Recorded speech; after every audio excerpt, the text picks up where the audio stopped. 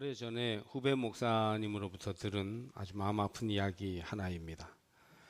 전에 이웃교회에서 열심히 신앙생활을 하던 가정이 무슨 오해와 갈등이 빌미가 돼서 그만 부부가 이혼해서 헤어졌다고 해요. 그런데 이제 그 이후 자녀들이 문제였습니다. 아주 착실한 주일학교 학생이었던 자녀들이 부모 이혼의 충격에 그만 비뚤어지기 시작했습니다.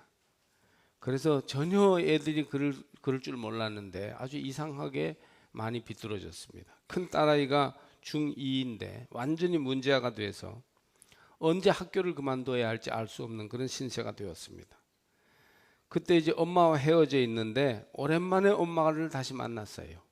그래서 엄마한테 하는 말이 자기가 하려고 하면 얼마든지 공부도 열심히 하고 모범 학생이 될 수 있지만 그렇게 되면 자기 아버지 막 이름을 부르면서 아무개가 좋아하기 때문에 절대로 그 아무개가 좋아할 일은 하지 않을 거라고 그렇게 하더라는 겁니다. 그러니까 순전히 아버지에 대한 반발로, 가정을 어렵게 한 아버지에 대한 반발로 아이가 비뚤어지기로 작정하고 실제 그렇게 되더라는 겁니다. 부모가 헤어지고 가정이 깨진 것을 도저히 받아들이지 못한 그런 경우라고 하겠습니다. 여러분, 이 하나가 되지 못한다는 것은 이렇게 아주 마음 아픈 결과를 가져옵니다. 그래서 나뉜 것은 하나가 되어야 하고 갈라진 것은 합쳐야 합니다. 가정이나 직장이나 교회나 민족을 통틀어 하나 되지 못한 것이 이 시대의 비극이요 아픔입니다. 가정도요, 겉으로는 멀쩡하지만 아주 평행선을 그리고 하나가 못된 채 살아가는 가정이 얼마나 많은지 몰라요. 직장에서도 이런 갈등을 가지고 있으면 직장이 얼마나 힘들어하는지 모릅니다. 부모가 하나 되지 못해서 자꾸 이렇게 문제가 가정 안에서 일어나게 되면 자녀들이 삐뚤어지거나 상처를 입거나 고통을 당할 가능성이 많습니다. 물론 지혜로운 부모와 씩씩한 자녀들이 이혼하거나 어려움이 많은 가정에서도 의연하게 운명을 개척하며 잘 사는 것을 우리는 많이 봅니다. 그러니 뭐 이혼 자체가 저주라고 말할 수는 없어요. 요즘 이혼하는 가정들도 많습니다. 그러나 하나 된 것보다 나을 수는 없습니다. 민족이 하나 되지 못하니까 전쟁의 위험이 커지고 경제가 침체되며 외교적으로 무기력해지는 것입니다. 하나 되는 것은 우리 삶의 필수적인 기초입니다.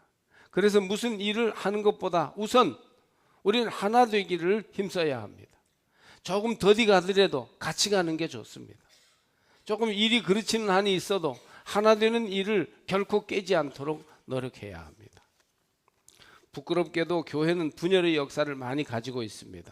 교회가 하나 되지 못하면 성령의 역사가 눈에 띄게 약해지고 마귀 역사가 들끓게 됩니다. 한국 교회는 선교 100년이 되었을 때 선교 횟수만큼의 교단 수를 가지고 있었는데 요즘은 특히 많은 교단으로 나뉜 장로교회가 하나 되려고 무척 애쓰고 있습니다. 감리교회도 몇몇 군소교파가 있기는 하지만 다행히 주류 교회는 미감리교회와 남감리회의 두 교파로 선교사로부터 들어왔으나 1930년대 역사적인 통합을 이루어 그때 조선감리교회라 해서 지금 기독교 대한감리회 한국감리교회가 하나가 되어 지금에 이르고 있습니다. 참으로 다행스럽고 자랑스러운 역사입니다. 몇 번 분열될 위기가 있었지만 그때마다 역사적인 통합의 유산을 기억하며 다시 합쳤다고 합니다. 태평양 가운데 있는 섬나라 괌의 아름다운 연합교회는 장로교, 침례교, 감리교 세 교회가 연합한 교회입니다. 선교사로 있던 김춘섭 목사님을 비롯하여 세 목사님은 참으로 아름다운 연합의 역사를 이루었습니다. 김 목사님은 괌과 마이크로네시아를 위한 선교사로 파송받아 괌에서 감리교회를 시작했는데 둘의 장로교회와 한인 침례교회와 함께 세 교회가 여러 해 동안 연합활동을 했습니다. 처음에는 5교회가 연합 야외 예배를 가졌습니다. 그 야외 예배를 하면서 서로 얼굴도 익히고 이제 좀 분위기가 좋아지니까 계속 몇 해가 계속 흘러갔는데 그 중에 2교회는 떨어져 나가고 3교회가 연합 집회와 매월 교환 설교를 하면서 많은 교제가 이루어졌습니다. 그러다가 서로 다른 교파의 이 세 교회가 하나님을 영화롭게 하기 위하여, 거룩함을 회복하기 위하여, 그리스도의 삶의 실천을 위하여 하나가 되어 마땅하다고 고백하게 됩니다. 세 교회는 2002년 6월 첫 주일에 역사적인 연합 예배를 드렸고 지금까지 이어옵니다. 참으로 아름다운, 그래서 아름다운 연합교회로 이름도 그렇게 지었습니다. 어떻게 하면 하나가 될 수 있을까요? 가정이 하나 되고 교회가 하나 되고 교회와 교회 사이가 하나 되려면 어떻게 해야 합니까? 또 이 하나됨의 능력이 사회 곳곳에 퍼져나가서 온 사회와 민족이 믿음과 사랑으로 하나 되려면 어떻게 해야 할까요? 분열과 갈등의 시기가 끝나고 통합과 화해의 시기가 오게 하려면 우리가 무엇을 어떻게 해야 합니까? 우선 우리가 알 것은 사람이 하나 되게 하는 데에는 한계가 있다는 겁니다. 내가 뭔가를 지도력을 발휘하고 능력을 발휘해서 뭔가를 해가지고 하나가 돼야 되겠다 하는 데에는 한계가 있어요. 그렇기 때문에 우리는 성령의 하나 되게 하심을 의지해야 됩니다. 성령은 진정으로 우리를 안에서부터 하나 될 수 있게 하는 하나님의 능력이에요. 성령의 역사는 하나 되게 하시는 것이요, 마귀의 역사는 분열되게 하는 것입니다. 바울은 에베소에 보낸 편지에서 성령의 하나 되게 하신 것을 힘써 지키라, 그렇게 우리에게 권유했어요. 성령이 우리를 하나 되게 하니까 성령 안에서 성령과 함께 성령을 따라서 너희들도 하나 되게 해라. 사람과 사람 사이가 하나 되게 하고, 가정 안에서 하나 되게 하고, 교회 안에서 하나 되게 하고, 이 사회의 곳곳마다 가서 하나 되게 하는 일을 해라, 그렇게 성경은 말씀하십니다.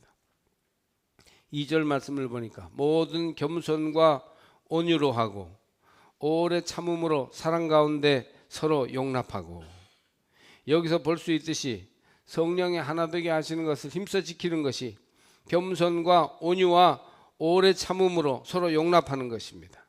성령이 우리를 하나 되게 하시는데 그 하나됨을 계속 유지하려면 겸손해야 하고 온유해야 하며 오래 참아야 합니다. 성령을 의지하지 않고 교회가 물질을 의지하고 사람의 숫자를 의지하면 하나됨이 무너지게 됩니다.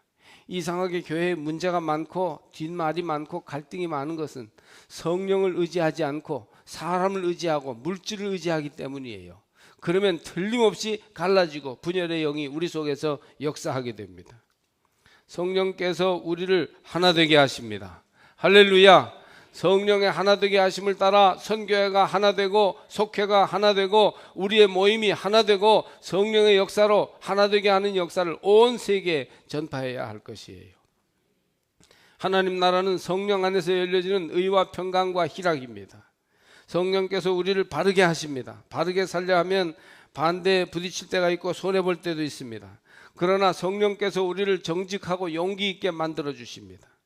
성령께서 우리에게 평안을 주십니다. 마음이 좁아지고 예민해져서 별것 아닌 일에도 마음 상하게 만들고 자존심이 상처를 입을 때 성령이 용납할 수 있게 하며 마음을 편안하게 만들어서 남을 품을 수 있게 합니다. 성령이 말할 수 없는 기쁨을 주시죠. 찬송 부를 때, 예배할 때 성령 없는 사람은 알 수 없는 그런 특별한 기쁨이 있어요. 이 시간에도 여러분 속에 성령의 기쁘게 하심이 임하여서 모든 우울증과 외로움들을 다 치유해 주실 줄 믿습니다. 이렇게 성령은 우리를 온전케 하며 여유롭게 하며 평안하게 하기 때문에 이 성령이 우리 가운데서 함께 역사하게 되면 나누어졌던 이들, 오해했던 이들, 갈등했던 이들이 화해되고 하나 되는 역사가 저절로 이루어지게 되는 것입니다. 저는 군대 갔을 때 피곤하고 시달리는 병 생활 가운데에도 교회 가면 그렇게 기쁘고 평안함을 느꼈어요. 목사의 아들로 평생 교회 생활을 했기 때문에 어떤 때는요 교회 생활이 지루하고 뭔가 좀 벗어나고 싶기도 했었어요. 그래서 중학교 때 사춘기 때는 한번 아버지한테 아버지 저는 오늘 예배 드리지 않습니다 편지 써놓고요 친구네 집에 도망갔다 온 적도 있었어요. 그러나 막상 군대에서 교회를 갈 수 없고 교회 가는 것이 힘든 그런 상황이 되니까 얼마나 예배 드리는 것이 큰 위로와 기쁨이 되는지 몰랐습니다. 교회를 향하여 발을 맞춰 갑니다. 하나 둘 하면서 기독교인이 아닌 선임 하사의 인솔을 받아가는데 그 선임 하사가 막 침을 탁탁 뱉으면서 막 욕을 하면서 우리를 인솔합니다. 그런데도 교회가 저기에서 보면 마음이 기쁩니다. 오늘도 하나님께 예배 드릴 수 있겠구나. 말할 수 없는 위로와 말할 수 없는 기쁨이 내 안에서 일어나는 것을 느낄 수 있습니다. 이 위로와 기쁨과 평강을 가진 사람들이 서로 의견이 다르고 싸우더라도 막가지는 않는 겁니다.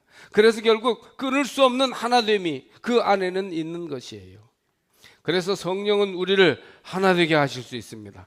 성령의 하나 되게 하시는 역사를 따라 성령의 하나 되게 하심을 힘있게 지켜가시기를 주의 이름으로 축복합니다. 어떤 의견 대립이나 자존심 상하는 일이 생겨도 성령의 하나 되게 하신 것을 힘써 지키는 모든 교우들이 되시기를 주의 이름으로 축원합니다.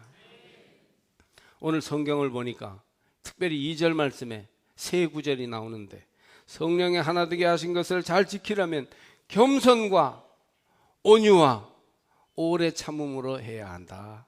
그렇게 말씀해요. 여러분 많은 것을 다 기억할 수는 없지만 성령이 우리를 하나 되게 하시는데 성령의 하나 되게 하심을 지키려면 겸손과 온유와 오래 참음으로 해야 한다. 이것을 오늘 꼭 기억하시기 바랍니다.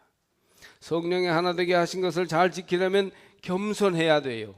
겸손하여 자기를 낮추고 상대를 높여야 합니다. 사람은 누구나 남을 낮추어서라도 자기가 높아지려는 본능이 있어요. 이 본능대로 욕심대로 사니까 자꾸 싸우고 깨지는 겁니다. 조금만 욕망을 내려놓고 조금만 자기를 낮추어 주세요. 주님은 자기를 낮추시어 모두를 높이고 살리신 분입니다. 상대의 입장이 되어주고 조금만 높여줄 수 있다면 예수 안에서 하나 되는 길이 있다는 겁니다. 남자는 여자의 입장에 서서 자기를 조금만 낮추면 됩니다. 나중에 여자 아내가 아이들하고 딱 한 편을 먹어가지고 자기를 소외해서 할 수 없이 낮아지는 것보다 미리 자기가 먼저 낮아져가지고 존경받는 게 훨씬 낫습니다. 예? 남자들은 그걸 잊지 마시길 바랍니다. 조금만 무력한 남편을 높여주면 가정이 하나 되는 건 시간 문제이니 여자분들도 시대가 여성 상위라고 자꾸 주장하지 마시고 조금만 낮추어지면 끝까지 존경받는 어머니가 되실 수 있습니다. 가족 여행을 갔다가 돌아오는 길에 한 가족이 큰 사고를 만나 딸이 다리 불구가 되었습니다. 보조다리 2개를 가져야만 걸을 수 있게 되었어요. 딸이 깨어나 보니 아빠도 딸보다는 덜 했어도 보조다리가 있어야 걸어 다닐 수가 있었습니다. 아이는 너무 실망했죠. 꽃도 피워보지 못한 어린 나이에 다리가 그만 불구가 돼서 평생 불편하게 되고 마음껏 남자친구도 못 만나고 이런 것들을 생각하니까 얼마나 어려웠겠어요. 그런데 아빠는 딸보다는 덜 했어도 아빠도 보조다리가 있어야 걸어 다니는 사람이 된 겁니다. 아이는 그 일에도 마음을 충격을 받고 실망했지만 그러나 아빠가 자기와 같은 처지이면서 늘 격려해 주었기에 견딜 수 있었습니다. 그렇게 4년이 흘렀어요. 무사히 사춘기를 넘기고 고등학교를 졸업하며 대학에 입학하는 날 아빠는 우리 딸이 너무 자랑스럽구나 하면서 눈물을 흘리셨습니다. 이제 대학 입학식을 끝내고 나오는데 길에 차들이 속력을 내고 있었어요. 그런데 그만 한 어린 꼬마가 차도로 그냥 듬성듬성 걸어 들어가는 겁니다. 다들 놀라서 비명을 지르는데 갑자기 믿을 수 없는 일이 일어났습니다. 아빠가 보조다리를 집어 던진 채 꼬마를 향해 전속력으로 달리는 게 아닙니까?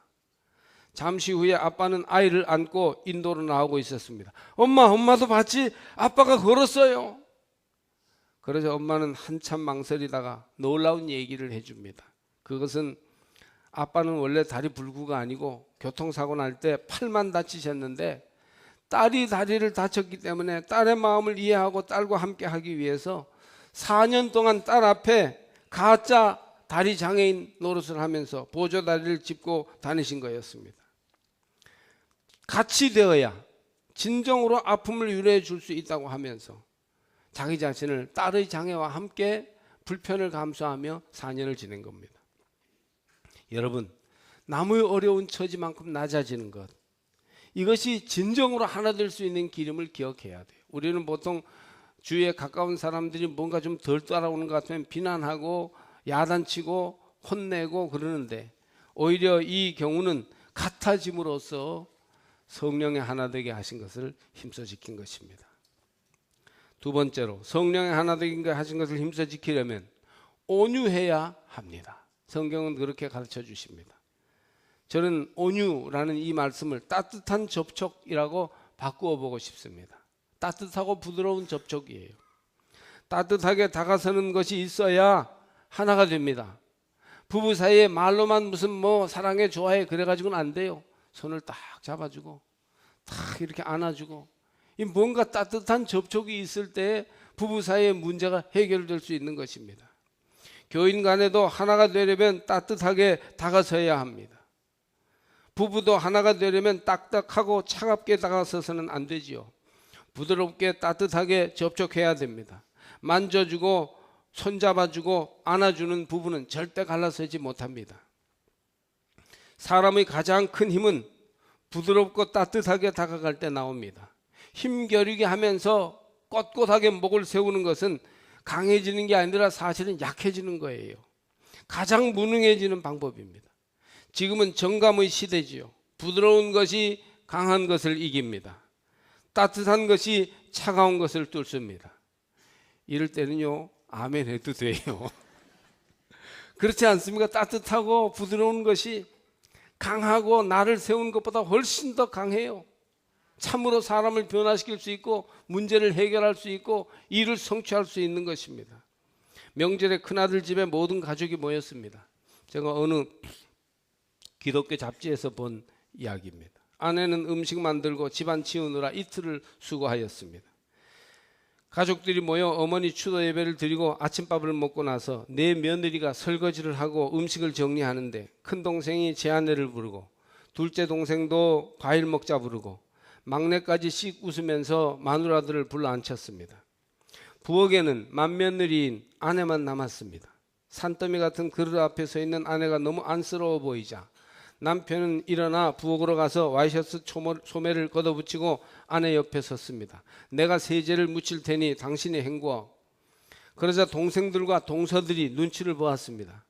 제수들이 자기들이 하겠다는 걸 과일이나 들라고 하면서 큰 형님 부부가 하니까 다들 앉지도 못하고 안절부절합니다. 설거지를 마친 맏아들이 와이셔츠 소매를 내리며 동생들을 베란다로 불렀습니다. 동생들은 드디어 올 것이 왔구나. 그래가지고 이제 쫓아갑니다. 동생들에게 아내 고생하는 거 좋다 할 남편이 어디 있느냐 하니 다 죄송하다고 합니다. 그래서 형은 제안을 합니다. 다음 명절에는 아내들을 다 쉬게 하고 남자들이 음식 준비와 설거지를 하는 게 어떨까? 그러자 동생 하나가 자기는 생전 안 해봐서 어떻게 하는지 모른다고 그렇게 말합니다. 꼭 이런 사람들이 문제예요. 그러자 명절 전에 함께 모여 요리책 사다가 한번 연구해 보자고 그렇게 말합니다. 그러면서 형이 단호하게 얘기해요. 내 생각에 동의하지 않는 사람은 다음 명절에 오지 않아도 돼. 절대 뭐라 그러지 않겠어. 여러분, 이런 가정은 얼마나 부인들이 평안할까요? 예? 이렇게 조금만 낮추어주고 조금만 온유하고 따뜻한 배려를 하면 하나 되는 역사가 나타나는 것입니다. 어려운 일이 아닙니다. 성령의 하나 되게 하시는 것을 잘 지키는 비결은 따뜻한 배려, 따뜻한 접촉이에요. 온유한 것이에요. 마음 먹기 나름이죠. 부모와 자녀의 하루 평균 대화 시간이 얼마인지 아십니까? 뭐 통계에 따라 좀 다르겠지만 어떤 책에 보니 35초라고 합니다. 그래서 제가 우리 딸하고 얼마나 대화하는가 생각해보니 정말 35초는 좀 넘을 줄 몰라도 1, 2분밖에 안 하는 것 같아요. 공부해라, 밥 먹어라, 일찍 들어와라, 들어왔니? 어제도 그랬어요. 들어왔니? TV 끄고 그만 자. 일어나서 학교 가. 학원 가라. 너무 부모 자녀 사이가 차갑고 딱딱해졌어요. 온유함이 없어요. 따뜻한 배려나 만남이 없어요. 부부 사이도 그렇습니다. 정말 따뜻한 대화가 없어졌어요. 교인 사이도 너무 의무적이고 형식적인 대화만이 오갑니다. 그래서 제가 교인들한테 한 40cm 안으로 쑥 들어가면요, 교인들이 놀래가지고 도망갑니다. 한 1m, 2m 거리에서만이 친밀함을 유지하는 그런 사이예요. 여러분, 전화 좀 길게 하기 운동이라도 벌여야 할까요? 지난 주간에 미국 감리교회 감독으로 있는 친구가 오랜만에 한국에 들어와서 전화를 했어요. 잘 들어와서 잘 있느냐 하는 따뜻한 안부 전화예요. 그런데 굉장히 바쁜 사람이 이 일 저 일 치치골골하게 얘기를 합니다. 애들은 잘 있냐, 뭐 요즘은 어떻다, 20분이 넘게 전화를 합니다. 저는요, 친구인데도 자꾸 안달이 나는 겁니다. 전화를 길게 하는 걸 참지 못하는 버릇이 든 겁니다. 사사롭고 자질구레한 이야기를 자꾸 나누면 되는데 그게 바로 끊어야 되는 거로, 옛날에 전화요금 많이 나올 때 전화요금 나와, 국제전화 요금 비싸, 끊어 그러는 식으로 친구 사이에 마음을 열고 따뜻하게 대화하는 것이 불안해지는 거예요. 여러분, 사사롭고 자질구레한 얘기, 필요 없는 대화를 많이 나누는 관계가 진짜 좋은 관계라고 합니다. 꼭 필요한 얘기가 아니라 따뜻하고 부드러운 얘기를 자꾸 나눠야 가정도 친구들도 하나가 됩니다. 뭐 용건만 간단히 그렇게 하는 사이야 가족이라 친구라 말할 수 없죠. 뭐 배추가 올랐다라고 지난주에 한 포기에 3,000원 하던데 5,000원을 해? 아니 그게 무슨 상관이 있어요. 그래도 그런 얘기를 지지골골하게 나누는 겁니다. 태풍 때문인가 제주도 비가 오고 있다고? 야, 큰일 났네. 비 많이 오면 어떡해? 막 자꾸 이런 얘기들을 자꾸 나누면서 따뜻한 접촉을 유지할 때 어떤 것도 끊을 수 없는 하나 되는 은혜가 우리 가운데 있게 됩니다. 어느 해 한 여집사님이 남편이 키운 가을 국화를 한 화분 가지고 왔습니다. 오전에 아내로부터 그 이야기를 듣고 저는 기분이 좋았어요. 구름 사이로 보이는 화창한 하늘처럼 그렇게 환한 꽃들이 신선하게 웃고 있었습니다. 그러더니 노인대학 할 때 마당에서 저를 보고 자꾸 실실 웃더니 그 화분으로 말할 것 같으면 남편이 키운 국화 가운데 제일 예쁜 걸로 가져왔다는 것입니다. 굉장한 국화는 아니지만 이런 따뜻함이 오가는 가운데 큰 위로가 있고 믿음 안에서 사랑이 느껴졌습니다. 이런 온유함을 실천하지 못하는 이들은 어쩌다가 따뜻함을 보여주려고 할 때 막 굉장히 힘을 쓰고 그걸 부담스러워합니다. 큰 일을 해야 뭔가 따뜻함을 표현할 수 있다고 생각하기 때문이죠. 그렇지 않아요. 그냥 자잘구레한 내 손에 들려있는 일, 내가 할 수 있는 한마디 말, 내가 보낼 수 있는 따뜻한 웃음의 눈빛이 바로 따뜻한 만남을 위한 중요한 도구가 될 수 있는 것이니 주저하지 말고 온유함으로 따뜻하게 다가서시기를 바랍니다. 성령의 하나 되게 하신 것을 힘써 지키려면 오래 참음으로 용납해야 합니다.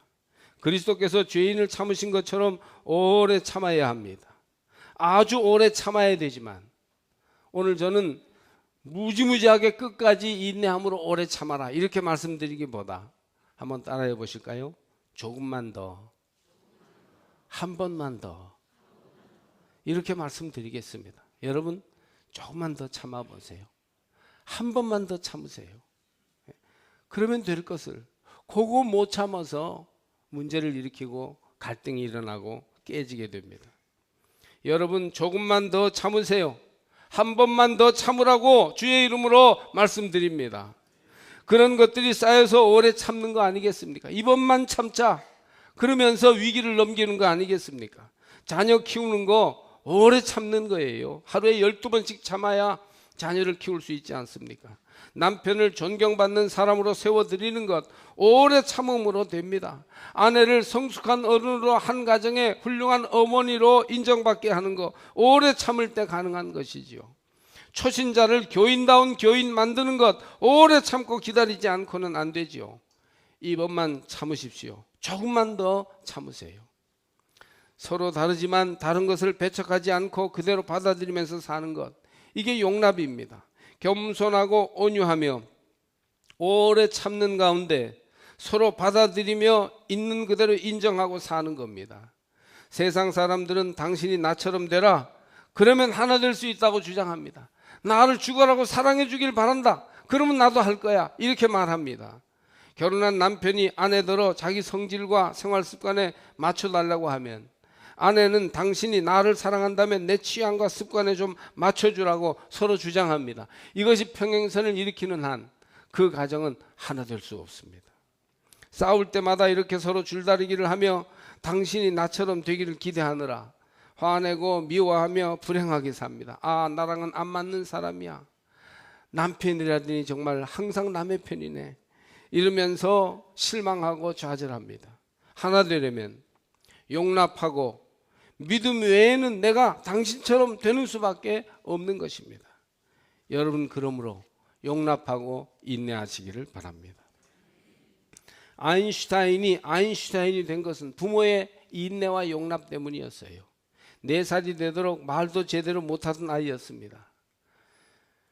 어쩌다가 한 번씩 보는 애들도 그렇게 말 못하고 있으면 답답해서 속이 터지는데, 매일 데리고 있는 내 자식이 그렇게 말을 못할 때 부모의 마음이 어떻겠습니까?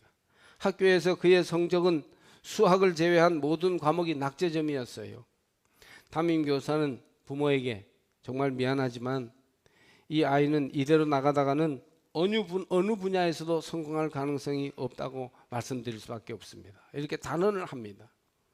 하지만 그의 어머니는 아인슈타인이 공부를 못해서 매를 맞아 빨갛게 부어버린 손에 입을 맞추며 너에게는 다른 아이들이 가지지 못한 특별한 재능이 있단다.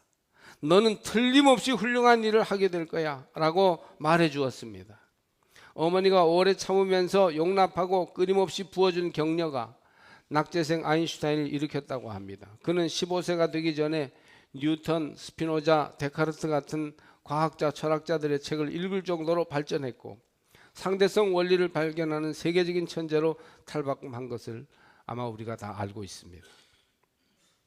성령께서 우리를 하나 되게 하십니다. 그래서 떠났던 행복을 돌아오게 하며 잃었던 사람을 되찾게 합니다. 그러니 성령을 의지하고 성령 안에 굳게 서시되 십자가 위에서 주님이 보여주시는 하나 되는 진리를 따라 행하시기를 바랍니다. 겸손하게 진심으로 남을 높여주십시오. 온유하게 따뜻한 접촉을 유지하세요. 오래 참고 또 참아 거듭거듭 용납하시기 바랍니다. 가정과 교회에서 성령의 하나 되게 하시는 것을 힘써 지킬 때 평안이 임하며 기쁨이 찾아오며 은혜가 충만하게 될 것입니다.